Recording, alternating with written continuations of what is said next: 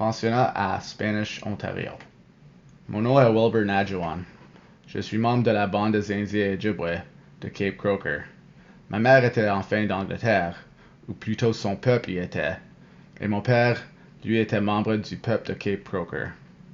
Ils s'étaient rencontrés avant la Première Guerre mondiale.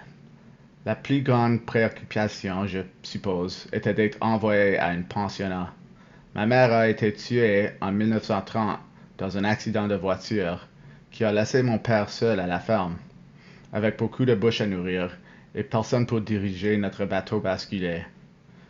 Un plan a été fait pour moi et mes frères d'être envoyés au pensionnat espagnol.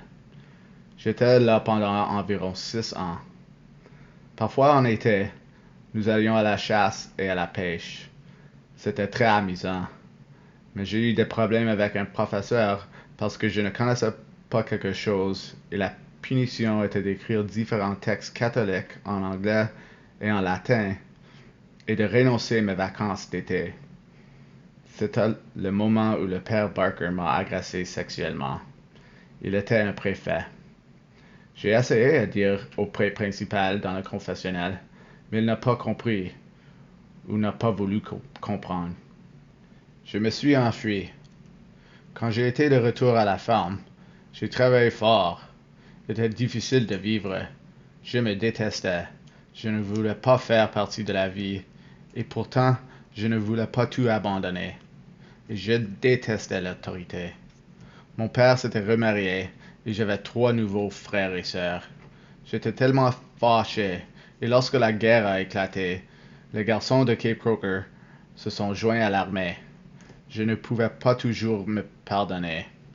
Puis je me suis joint à l'armée à la fin de 1942. Je suis allé en Italie. J'ai combattu sur le champ de bataille là-bas. À part d'avoir été secoué quelquefois, je m'en suis sorti. Beaucoup de mes camarades de cours d'école sont enterrés là-bas. Vous vivez une vie et vous ne savez pas si vous voulez la vivre, mais vous ne vous inquiétez certainement pas de si vous mourrez. J'ai écrit un livre qui s'intitule Not Dog nor Wolf, ni chien ni loup, qui raconte plusieurs histoires de ma vie. Cette histoire était récitée par Michael Smith.